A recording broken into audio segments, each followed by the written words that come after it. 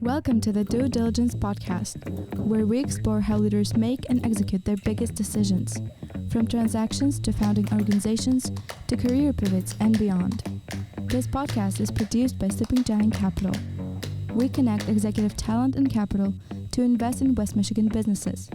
To learn more, visit us at sleepinggiantcapital.com or stop by our office in downtown Kalamazoo.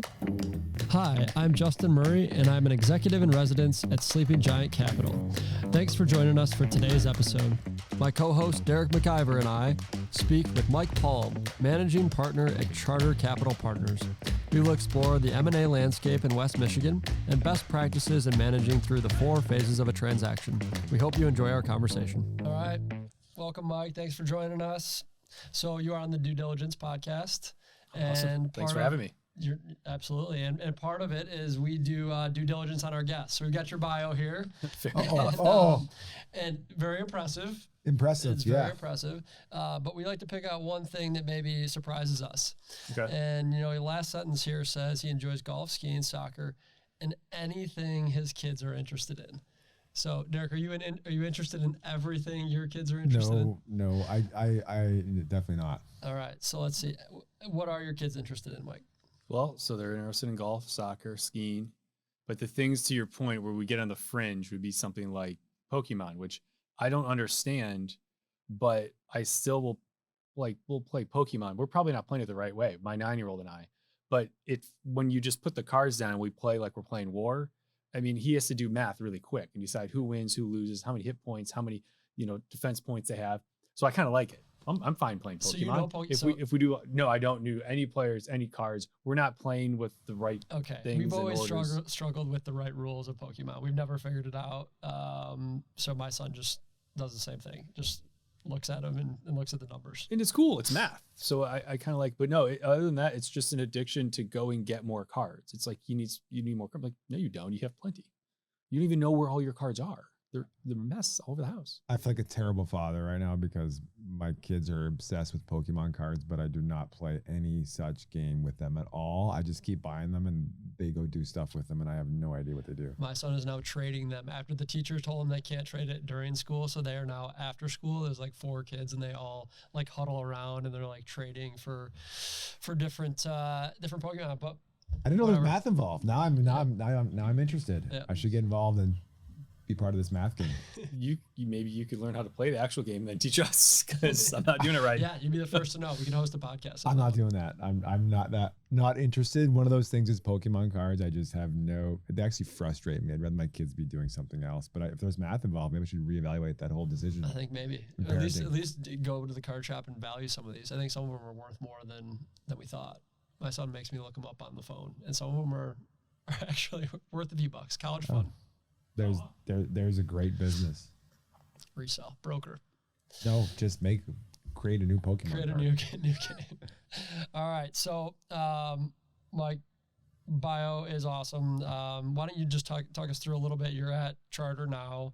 Can you take us? Charter does a lot, and you do a lot at Charter. So, can you maybe give us a little description of your firm and what you do there? Yeah. So, I'm at Charter Capital Partners, and I work for the Charter Growth Capital Fund, which is our fund investing side of the business. Charter has 2 distinct businesses. We have our M&A advisory side, which helps advise on lower middle market transactions of, I'd say, 15 to 150 million of enterprise value. And then we have an investing side, the Charter Growth Capital Fund. We write $1 to $5 million checks into Great Lakes-based businesses. So there's a clear no man's land even between the advisory transactions and in the investing transactions. So there's no crossing of the streams, as we call it. And so I've been at Charter now since 2018. We started the Charter Growth Capital Fund in 2019. It's our first fund that we've come together with as partners. We've got 9 portfolio companies right now to date. The first fund was, not a ginormous fund. It was a $40 million fund. And right now we're about kind of 3/4 deployed with that fund, and we'll be out raising fund 2 here in next year, early part of the year. And when you come into that fund, is that an equity fund or a debt fund, or is it a mixture, or how's that made up? Yeah, so it's almost kind of modeled after some of the flex funds that are out there, where they do minority equity and debt. We can do minority or majority equity, and we also lead with mezz debt. So predominantly, it is a debt fund. It is a mezzanine fund. but we also have a large equity component in the companies that we invest in.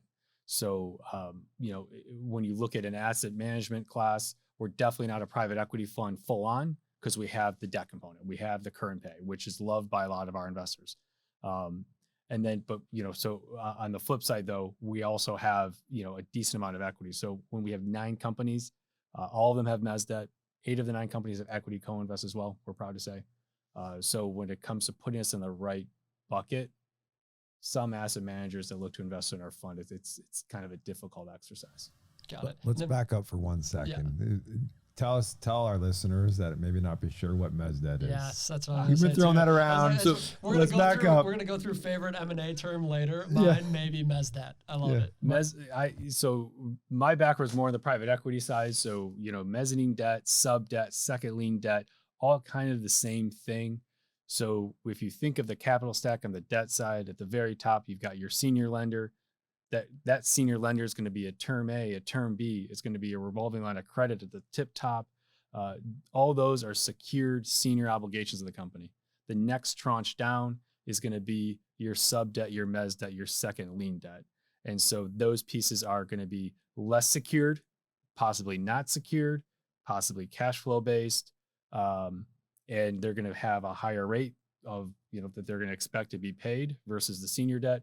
And then, of course, below that, you likely get more into either convertible debt and then into equity, preferred equity. So the whole thing, the capital structure being, a top to bottom, I was going to say bookshelf left to right, but that doesn't really work if we're going up and down. So that kind of the mezz debt, sub debt versus senior debt kind of angle. We help when it comes to smaller transactions that people are trying to get done in the lower middle market when there's a need for $2, $3, $4 million. Or there's an equity around this coming together to buy a company, but they come up short a couple $1 million. We're there to kind of plug that gap, help the deal get done. But then also we like to bring our background and experience and help out post-close. We like to add some value. Okay, so let me put this in example because that's still really complicated. If you're an owner listening to this, right, they're not going to understand all those terms even.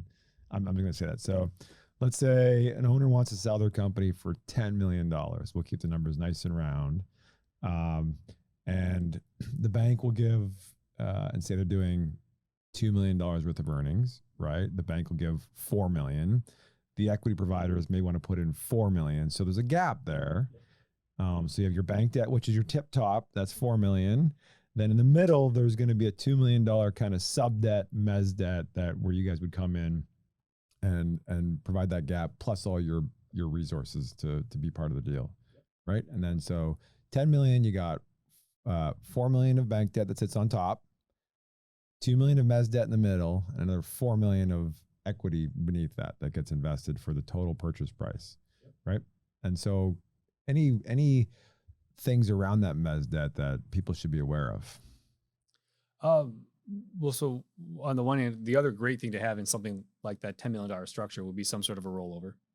The one good thing, if you're on the equity side, we're always reinforcing is that 4 million of equity is benefiting by instead of having us do 2 million of mezz debt, the equity investor could go get another 2 million of equity and have 6 million of equity.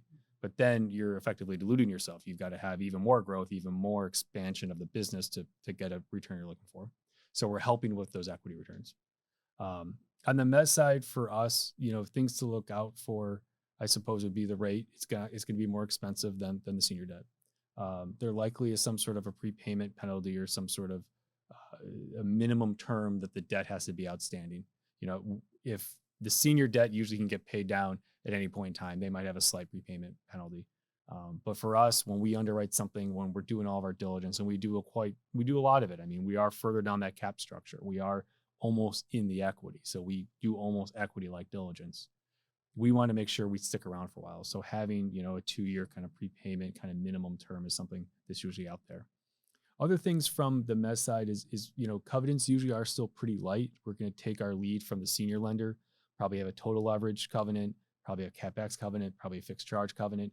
But usually you shouldn't see too many crazy things from there. Margin covenants or revenue covenants or other types of different leverage inside just a senior. Some things can get too silly. You can still watch, covenants are like a warning light in your engine in a car. You can still watch enough things with a few good covenants than having a bunch of small ones. And so, Mike, sorry to interrupt you on that. So the bank is, during a deal, right, they're typically going to establish the covenants, and you're typically working with really the buyer, in this case, usually the buyer, right, on the financing. So how closely do you also have to work with the senior debt lender? Is that something you have to work closely with, or how does that work? Oh yeah, absolutely. We'll have an intercreditor agreement between us and the senior lender. This probably gets more technical than probably what you want to know about. But yeah, we want to know the senior lender well. We want to know, who they are, who their relationship is, but that's so there's different rights that we have that we can assert, usually not as many as, of course, as the senior lender. And then there's other rights that we get after the senior lender may or may not do some other things. And so that's what the intercreditor agreement is for. It's much more complicated, and that's something that the lawyers focus on.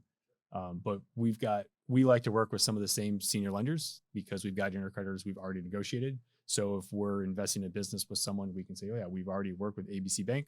Great. Got it. Okay. Anything else you want to cover? No, I just want to make sure that we went deep fast there. Yeah, I want to see a little more level, but we went there quickly. So it was good to clarify for everybody. For sure. Just what that means. So a couple of weeks ago, we got a chance to work on a deal together at a high level. And so that deal had some surprises and fell apart. It's a pretty memorable surprise for me. Going into really, I've been here now 6 months. This is the first transaction. We got through LOI and got into the diligence process, and it fell apart. And Mike, you were very kind and had some nice words and some counsel. So what we thought we would do, which is just helpful for me in my mental state as we kind of fire back up the next set of deals here. So what we thought we'd do is just go through the different phases of a deal and talk through maybe some funny stories, but more also maybe some advice or some watch outs as you think through getting from the introductory phase to closing a deal. All right? Yeah, absolutely. So phase one is really around, feeling out the seller and buyer. I mean, you can be on either side. And so it's really around establishing a relationship and kind of figuring out if there's actually a transaction to be had. I think one watch out that I found is the tire kicking, right? Whether you're a buyer or a seller, are you actually serious, or are you just kicking the tires? And so I think that's one thing I'm trying to figure out quickly. But anything you would advise on the front end of a deal? So when you're saying tire kicker, as in like a seller who's just kind of kicking the tires on what they could get for it, yeah, free valuation, free valuations, yeah. No, I would say this transaction dynamics, knowing nothing else about a potential investment, is probably the most important thing. It's not so much that you're considering selling your business or bringing on a partner, but it's also why. We like to say we ask why a lot and we expect good answers. And so, why are you selling? What's brought you to this point? And I guess selling it sounds like a drastic word. So I say bring on a partner sometimes to make it nicer, but we'll just be honest, say selling. So why someone's selling is very important. And then understanding from our perspective, assuming that seems to check out and make sense, you start to want to understand, are they selling everything? Are they rolling over? Are they going to have some piece of the business? Are they selling and going away in the next day? We like some sort of an eased partnership where they are rolling something over. They believe in the business going forward. They're not just, hit the button risk, as we call it, where they see the big jump in earnings, multiples are good, hit the button, and go to the beach. We like to see them stick around, help operate the business, help transition it. For us, we'll kind of ease into things depending on if we're working on something with a sponsor or working on a direct deal. We also try not to be overwhelming too quick. We have a very succinct kind of initial diligence list of, usually it's a few key things that are the obvious suspects that you want to get initially. And then usually a couple, nuanced things about that business, industry, or sector, just to give us a quick, what we call it at our partnership, kind of a knee-jerk reaction. So we take a look at the financials. We'll look at, maybe an org chart. We're looking at some other kind of key dashboard or something they might have to help us understand the business and wrap our arms around it as quick as possible to let them know we are interested or might not be for us. How often do you see a deal or see a seller that should sell but is not ready to sell? Should sell, not ready to sell. How often? I don't know if I have a metric on that, but we definitely encounter a lot of people that I would say are older that think they are omnipotent for some reason and that they will just be there forever. You can't take it with you. And your business is worth a lot less if you if something impacts you health wise and you're still in the chair, you really ought to have a staged process to move on to the next level. And there's ways to do that with sponsors or with a fund like ours. And when you say sponsor, sorry, just to clarify, what do you mean by sponsor? So like you do it at Sleeping Giant, I would say, a sponsor comes in, is doing, maybe you're doing a minority recap or maybe a slightly majority recap, but that owner, and I'm thinking of like a founder owner, stays around the business, rolls over, helps it kind of move on. But over the next 3 to 5 years, there could be another event. And so there's ways to start that process without being so drastic as to sell it. But definitely encounter a lot of businesses that maybe should start into transaction or be exploring it a lot more than they might be. Anything else on phase one? No, it's interesting. Let's look at the opposite end of that. Actually, how do you guys react when, the easy ones are the owner's really ready to retire, they're older, right? Or there was something happened, health wise or a family issue. How do you guys approach the seller that is maybe mid-40s, comes to you, wants to sell, has passions of doing other things? What do you do in those situations? Because it's a little bit harder to tell, are they ready to sell or they're not? What's actually happening here? At first, I thought they were going to go with what usually is kind of my favorite seller is the begrudging one, the one that maybe has another partner they just don't want in the business, or they really like where things are going, but they have to do a transaction. But that's a great person, someone who doesn't want to let us buy into the equity. They just want, I just want to do a recap and refinance this or that. For someone who has, so you're saying they have other ideas, other hobbies, other things to go do. Mm-hmm. Are they going to stick around the business, or are they going to go do those hobbies?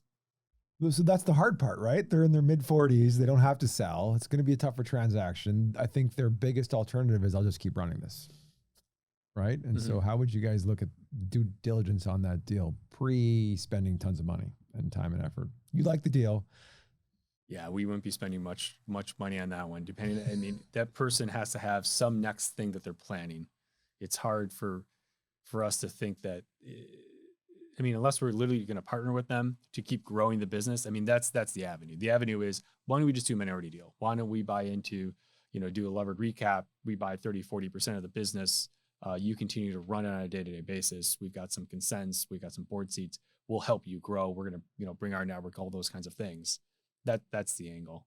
The flip side of that is, though, sometimes people that are selling their business, but maybe stick around almost too much, against what I was just saying, but then they don't have any hobbies. They don't like golfing, or they don't go to Florida, or they don't do some of these. And you almost want them to find a hobby so you can, start to bring in a new team and start transitioning some of the business. So, that's why this dynamic is so big, and every one of them is unique and different. And it's hard to understand where to take it all when you first meet them. Yeah, that's one of the challenges we have, right? Is okay, this owner is going to do what 3 days after close, 3 months after close, 3 years after the transaction. Where are they going? What's their plan? And some people are just active in business and they want to keep doing other business things, but they're the main shareholder. They're taking an enormous amount of chips off the table in a transaction. Yeah, there's just some unique dynamics there that. Well, let's assume that we've got a relationship that we feel like we can move forward. So we get to kind of the LOI phase. And this is where, again, we, terms that we often negotiate on are net working capital. That seems to be one that people get very hung up on. I think probably the bigger one, though, is going to be the purchase price and the rollover or the earnout or any sort of structure that we're going to put alongside of a deal. So I guess this is probably where you're really, uniquely positioned in your role, because you have so many different you have senior debt, mezz debt. Not everyone, to be clear, uses mezz debt. So I'd just be curious on, when you start looking through a deal, how many types of, different parts of the cap table are you expecting? How many different parts and pieces are you expecting within a transaction? Because it's very rare that you're just going to write a check, right? So how do you go through that? So I guess, most of the deals we still do are pretty simple. It's still going to be there's a senior lender. there's a revolver, possibly, likely it's on drawn at close, and then we're a piece of mezzanine debt behind the senior, and then there's some equity component. There's different equity components, whether it's common or someone's going to go into preferred. That can depend. But usually it's still pretty simple. At the LOI stage, I mean, if you're negotiating purchase price at LOI, at some point that should have been, the pre-message, I suppose. It shouldn't be a surprise that what that LOI arrives at. There should be some conversations about that. If it's in a process, of course, you've already probably had an indication, and then you're delivering an LOI. Working capital is obviously a huge hot button. I mean, completely. I mean, I'm always telling be careful of those things. Working capital, employment agreements, leases, things that are immediately personal to people. So I mean, if they own the factory, they own the building, they want to get rents out of that thing for the next 10, 15 years. You're not going to get a 15-year lease. God bless for trying. But those are still things that are very personal. And so a seller could get very perturbed very quickly if they aren't getting what they want. Same thing on employment agreements. So, but a lot of that, it has to come in time. There's still a staged process to all of this. So I think to your point about not having to risk, money up front, it is something where we always stage our diligence where, we're going to be out with accounting first and foremost, and we stage even that process through. So we're not risking too much dead deal expense. Tell me, how often does Charter and your fund, as you're looking at deals, look at things like seller notes, earnouts? Those seem to be coming back, at least what we're hearing. Rollover equity for that seller as you're putting these deals together. How often do you guys use those components in that structure? Pausing because I'm trying to think. In 9 companies we have right now, if we were to count the 10th that we're working on right now, 2 of the 10, actually, I'm sorry, 3 of the 10, the selling entity individuals went away completely. In the other 7, there was some component of rollover. Speaking pretty brashly, but I believe that's correct off the top of my head. Earnouts are definitely coming back. That is not yet as much as I would have thought, but rollover is a huge component. And rollover is always, if we don't see rollover, sometimes it's almost like, why are you so opposed to this? Especially right now, as we look at, the economy potentially starting to have some turbulence. Why would you not want to just even roll over a toehold? And just roll over, meaning the owner keeps some share of equity. So you're not buying 100%, you'll buy 90% and the owner keeps 10%, just for clarification. $10 million sale price, but $1 million of the 10, $9 million is cash at close, $1 million rolls over to your example. So yeah. Seller notes, quite often, a lot of times we're being brought in to help potentially refinance some seller notes. We've done that before in our fund a couple of times where, they got the deal done, but they needed some other help. They thought they'd have enough senior debt availability to take out the seller note, but not enough yet. So they bring in mezzanine debt to take that out. And many times, I guess if you're working with a sponsor, you're coming into the transaction right about LOI or a little bit post LOI. Yeah, I would say to one of your comments and kind of some of the questions we talked before, I say, I would take LOI and call it more, but we will look like our term sheet kind of styling thing. We'll see a variety of things. Some sponsors, we will work with them from foundational, just found this thing and it might be interested, pre-indication of interest kind of thing, all the way to, we had a deal come in a week ago and they'll say, here's LOI, here's the quality of earnings. I'm talking to these senior lenders, and it's just, how can you help us figure out the cap structure? So that's the full package. So it can go, it's both ways. Okay. And so from what we know, a third of deals after LOI do not close. So what do you think the biggest reason is for not closing? That's a swipe of a stat right there. And I'm trying to think from our M&A business, how does that look? I feel like I've seen more than a third that normally get closed. I would say more than a third. That would say get some M&A advisory services involved. So 2/3 close, and then there's 1/3 that does not close. Yeah. And I guess I'm just trying to figure out why. Like, what are some of the common reasons that a deal falls apart? I think ultimately it probably goes back to some seller dynamic potentially. Usually the investor or the buyer has conviction at that point. So it's probably assuming the investor's on board. It's usually a seller dynamic. But when I think back to other deals that we've looked at in my past private equity career, we've also done our diligence on things and said, yeah, this just isn't for us. And it does occur. Sometimes you can only get so much information at some point. And once you finally get the information you're finally looking for, you say, well, actually, no, this isn't what I was thinking it was. Do you think it's pretty common that what's written in the LOI ends up being the final purchase agreement? Meaning, do you see walk downs? Do you see, to your point, like some of this you get to later, right? And so then it may be, well, we didn't think through, we need employment agreements now for a lot more people. And so, or whatever that term may be, do you still see, most transactions end up where they started, or how often do they morph? I'd say nowadays they usually morph a bit more than not. But it's not too material from the LOI. It's going to be maybe some consideration here or there. I mean, you have a major retrade at a purchase price or something, then that's different. But, I'm always more of the advice of get an LOI done. A lot of times it's, we can save money on the legal bill in the APA if we do a real detailed LOI. Not really. You're not going to detail all the reps. I mean, you can take some swipes at some of the reps and the indemnity and whatnot, but the devil is still in the details in that document. The same way you're not going to have a paragraph that's going to detail the employment agreement for the CEO, because there's still a definition of cause that's going to be the life or death of that initial draft of the agreement. So, I think that's get it signed, get the agreement, and get things moving is usually more important than trying to get every little thing done, because it's going to, instead of getting an LOI done in a week, it's going to take you a month. You're not going to think it's take a month, but then you'll stop when you get it signed and you look back like, oh, wow, that was a month.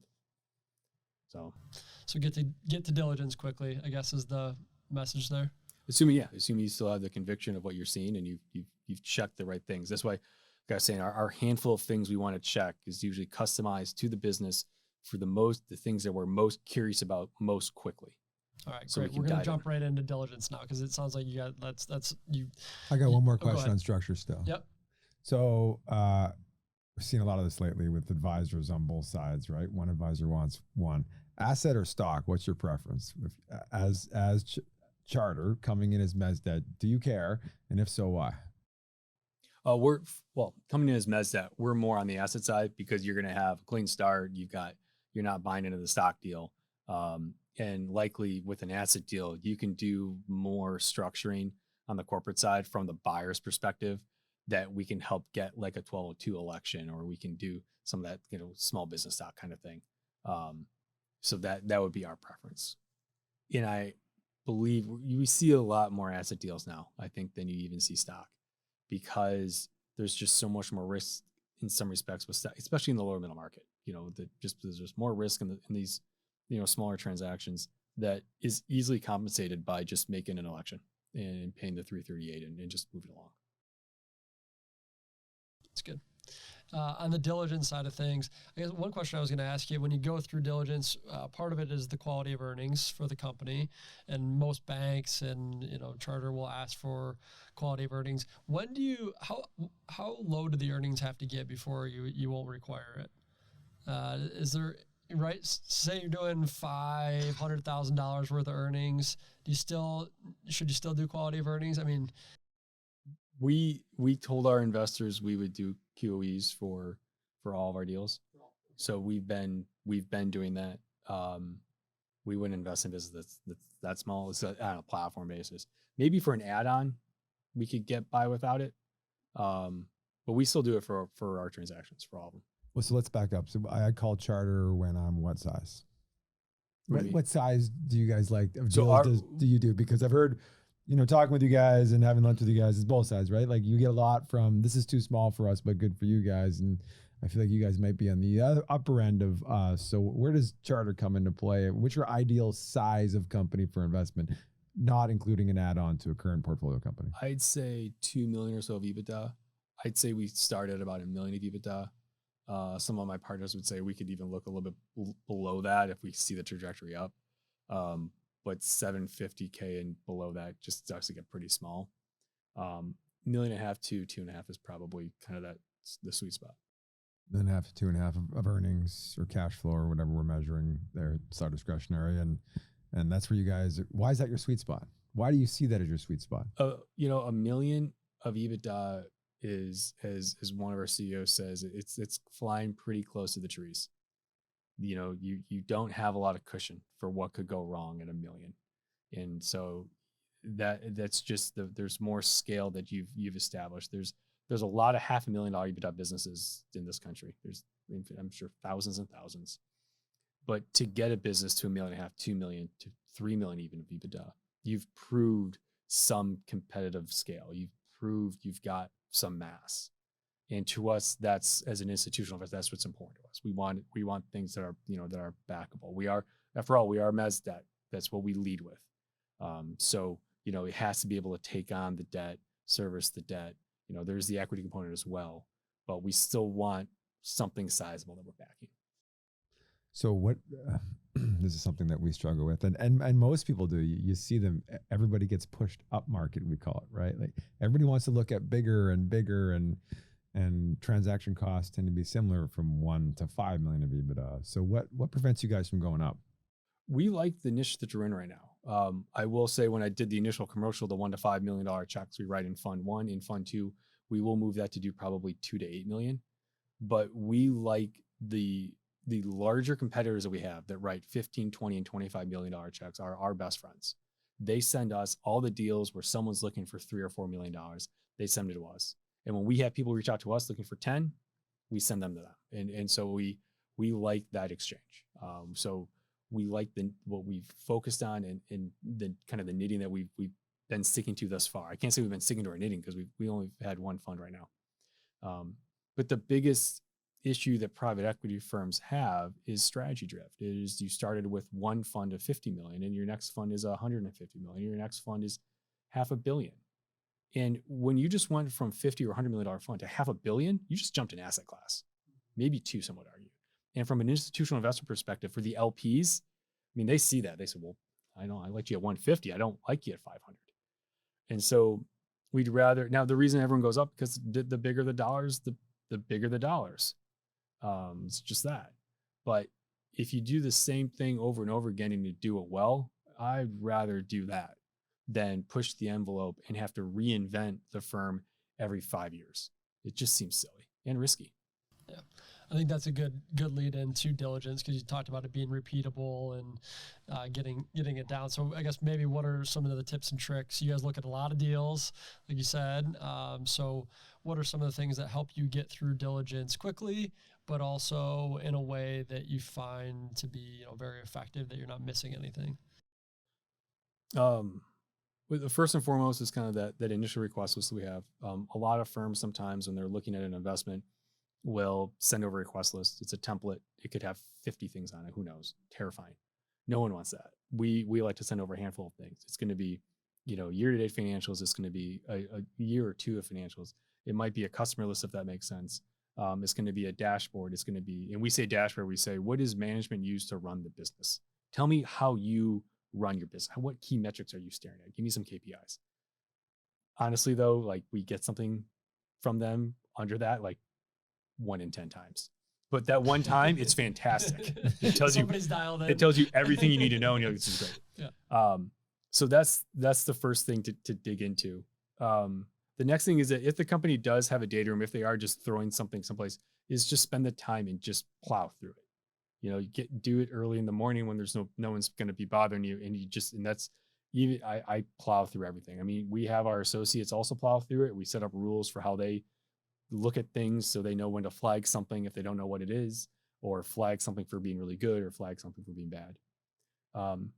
The other way, the third big way I'd say is a lot of people, especially in the finance world, love to look at a business and look at the P&L. Hate it when you get the P&L from someone and it's revenue, COGS, gross profit, OPEX, and you just get, it's like, no, we need the P&L from your system.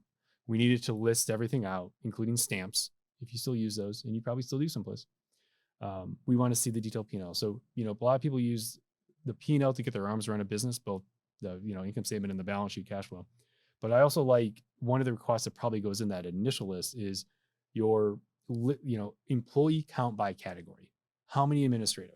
how many marketing, how many call center, how many on the facility floor, how many foremen, how many in ops, how many in engineering, how many in sales. And you group those, again, these aren't huge businesses we're looking at, these 60 employees. And it helps you, that in an org chart, get your arms around it, because ultimately the business is the people. But so the financials and that org chart helps us understand what we're dealing with. Okay, so org charts. You mentioned that you go through them. You're looking at people by category. You're looking at total people that operate the business. What are some things that you're trying to glean from that information? Org chart. It's really not. There's certainly things to glean. Who's where, how many, who has too many reports, who has too few reports, how built out departments are. The best are the ones that you can break it down into, say, if it's a manufacturing facility, it's going to be like, okay, and this plant manager then has 3 supervisors and then that supervise this shift, and this many people under there. So, but the whole idea is that it's about understanding the beginning, your arms around it. It's a lot easier to do that than due diligence on a business that has 3,000 employees and, an endless P&L stack of things to understand. So that's the biggest thing to kind of take away from org charts. There's a lot of people that get way too sciencey on their org charts. Those EOS companies that are constantly moving things around. We've got 1 or 2 of those in our portfolio, and it's just every time we have a strategy session, it's always like, well, now we're moving this person here and here, and we could probably do a separate podcast on EOS if at some point, I would imagine. I wouldn't be your expert. Yeah, there's definitely a lot of companies you see that are trying to or implementing it, and it's the constant implementation of the new meetings, the new rearranging of that chart and changing positions and bodies, and it happens a lot. I think of 9 companies in the portfolio right now, we have 5 on EOS, not by our doing. We have two sponsors that put all of their companies on EOS. We have 1 that already had adopted before we came in. We have 1 now that forces us to do our bi-weekly update calls, our L10 meeting. We have to rate it at the end. That's a lot of fun. So that's good. Do you have a company that forced you into an L10 meeting? Or yes, because it was my question. I said, look, Joe, for lack of a better term, we'll call him Joe. Joe, what would we had these update calls and they became kind of rambling and on, you'd hear about the flash in the pan sales opportunities. You hear about this or that problem in operations or manufacturing, whatever. And so it just kind of, Joe, how would EOS view this call? We don't have a very good structured agenda. We could probably be more efficient with our time every other Friday, when we have these catch-up discussions. And so that's what put it into the L10. L10 update call. I haven't heard that one before. So we're in diligence still, and you got that org chart. Let's talk about Charter's M&A side, because this is probably where they're pretty useful. What services does someone contact Charter for on the M&A advisory side? So separate from the fund, the M&A advisory side for Charter, why is someone reaching out? So where do they come create that value? Charter on the M&A side, again, I primarily focus on the fund side, so I've got to caveat what I'm saying, but I do also do advisory work from time to time. Last year, I did a number of sell-side M&A deals. It was a busy year. Right now, I still even have a handful of sell-side clients. They're not active, but they're just clients that we have that we do different advisory projects with. So Charter, as an M&A advisory firm, has been around since 1989. They've got hundreds and hundreds overall transactions under their belt. Specifically, Charter focuses on the lower middle market. Again, 15 to, I'd say $150, $200 million enterprise value transactions.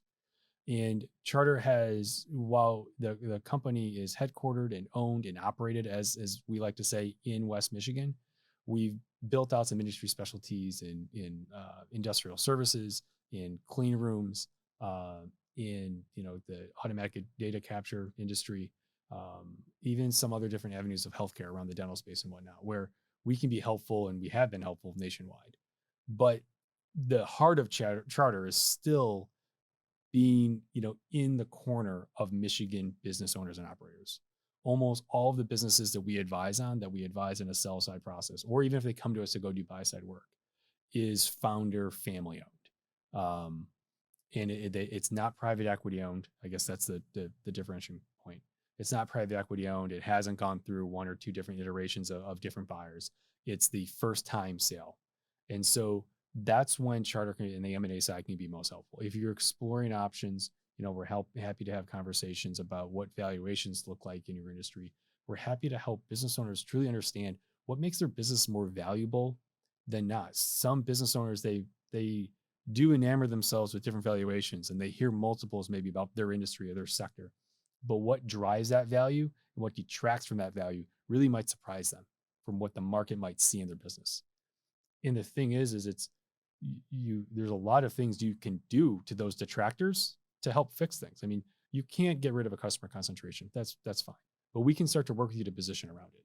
But there are a ton of easy, low-hanging fruit things that you can fix to make sure those detractors don't impact your valuation when you do go to market for that transaction. So you mentioned valuation. Is that now with interest rates rising so quickly, have you seen, I mean, as you guys kind of talk shop at Charter, have you seen valuations start to come down, or is it still a slow process? Is it maybe even industry specific, or how are you kind of viewing valuations as a whole? I think it's still a slow process in our part of the market. If you're trying to do a middle market deal, a $400-500 million acquisition with leverage, that's definitely slowed down, we feel like. I mean, deal counts through Q3 were incredibly strong, despite the rising rates that started in June. Some people say that's likely because people saw coming what's going on right now. They said, we got to get this done. But in the smaller market, things are still getting done. We still have a number of clients that are interested in understanding what the market looks like for them, what it could be for their business. And so it's more muted to us. I mean, if it's a larger deal, it's not that valuations are coming down, it's that the deal isn't getting done. The financing isn't there. There's more trepidation in the market. Diligence is tougher. A buyer moving $500 million of capital is suddenly more worried about a recession than as you would expect they would be. So I want to go back one step. You said things that can add value to a small company or a lot of service providers or M&A advisory shops really help here. Give me a general list of things that you look for when you're doing your M&A advisory that would help an owner listening to this. Here's the thing: is customer concentration hard to fix that, right? That's a multi-year kind of diversification process. But what are some other things that are a little more low-hanging fruit that you could help them with? To help them with, or just I guess maybe to help them realize. Help them realize, yes. So we had a client come in. This is a few years ago. It's a mostly distribution business, but they have kind of a specialized business services offering. And one of the things we started to dig into was the customer list, revenue by customer. And we said, sometimes it sounds annoying, but just give it to us as far back as you can go. So they gave us, I think, 7 or 8 years of revenue by customer. We just did quick trending, and we literally saw that every single year for 7 years straight, 65+% of the customers had made a purchase or still was somehow in the revenue stack. The amount of the reoccurring, it's not reoccurring revenue, I suppose, on a contracted basis, but the repeat revenue that was in that business, that the business owner didn't really even understand that. And they had some offers by some other potential buyers that were kind of some lowball offers. But once we realized that, that's a great way that we help them say, oh no, you are definitely incredibly valuable in the market because of what you have here, because you have this repeat revenue base.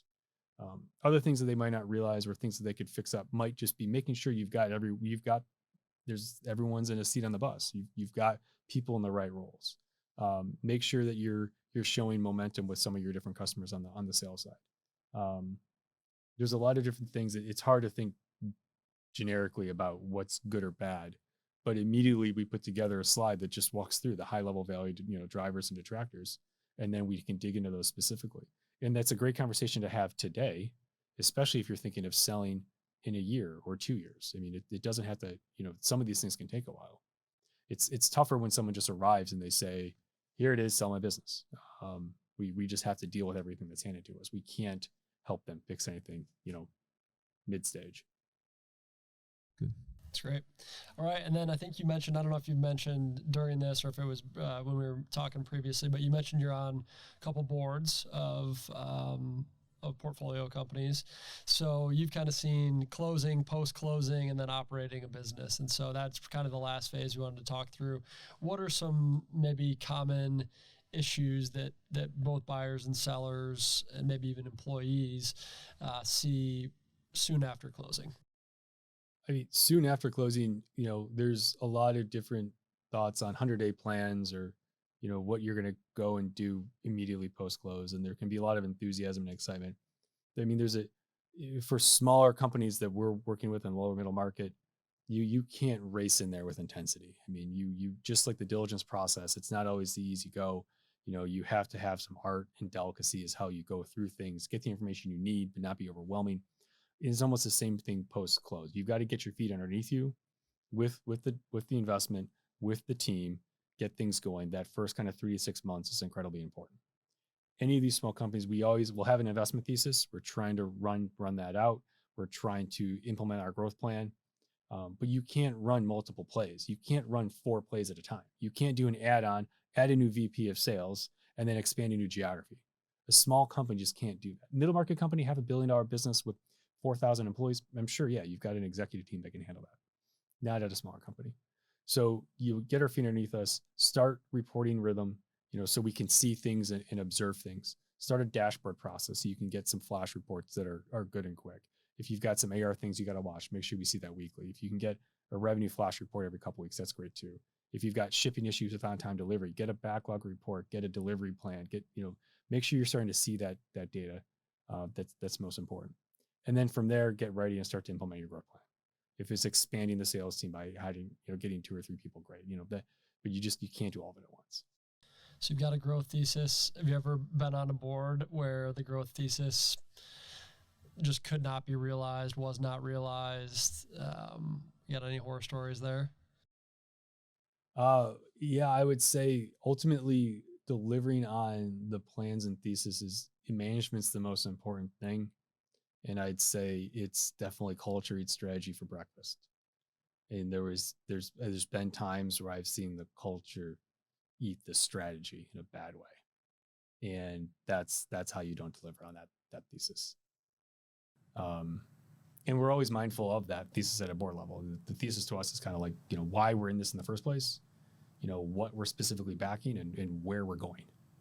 And those 3 components should deliver on the who and then the how we're going to do it, because it's all based on the what and the why. And so we can't go and run the business on a day-to-day basis. We're on the side of the soccer field cheering on the team. Maybe we can run in and play here or there a bit, but it's not a constant. So we have to, basically be gently nudging things along more than anything, reminding what the goal is, assuming we're all aligned, which we usually are. All right. Any more from you? Otherwise, I'm going to go to our final 3. Go ahead, final 3. Okay, final 3. So these will be fun and quick. All right. So we talked about this earlier. I said maybe they're your favorite overused M&A term. Mine's mezz debt. So what's yours? I was going to say due diligence, but because I don't really understand what that word means. You notice we changed the do? That's right. I do. I like that. That's good. It's good. It might be that, I guess. I don't know. Yeah. Okay. Well, hey, good. It's a plug. Okay. So you've got a ton of education, but you've been in M&A a long time. What's the thing that you didn't learn in school that you have to know in M&A? It's ultimately a people business. Those aren't things you learn in school. Those are things you learn in school and around school and in activities and being a leader in other organizations. And yeah, this is ultimately a people business. Just the point. Management's the most important thing in any of our investments. Any investment that has shot the moon. We love to pat ourselves on the back in the finance world, but it was the management team. Let's not kid ourselves. They did a fantastic job. So to me, that's it. The people business. How to deal with the tough spots, for sure. Okay, great. And then last one. So we're all West Michigan based. So last question is just around what is your off the beaten path, golf course, bar, restaurant? Like, what is your thing to do in West Michigan that most people might not know about that you would plug on the show here? Something to plug in the show. You can answer all 3 of those. I want a golf course, a bar, and a restaurant. Sure, Tell me where I'm going. Yeah. I would say, it's not West Michigan, but I'd say it's up north. It's Swalloon. But we don't want to plug that. No, don't. See, you don't want to plug that. No, plug that. Yeah, go ahead. Everyone from West Michigan goes up north at least 3 times a year, right? Yeah. So go ahead and plug that. Our go-to, it's going to be up north. It's going to be we like Boyne Highlands. I know a lot of others like Nubs. But Walloon Lake in the summer, the Barrelback, it's the bar at the foot down in the Walloon Lake Village. Of Walloon Lake. Walloon Lake. All right. There's your bar. Your golf course up there is going to be really any of the Boeing courses. I mean, but the links course over at Bay Harbor is pretty fantastic. So, All right. Great. Well, hopefully you get some skiing in this weekend. Yeah. And thanks for joining us. well, thanks for having us. This is great.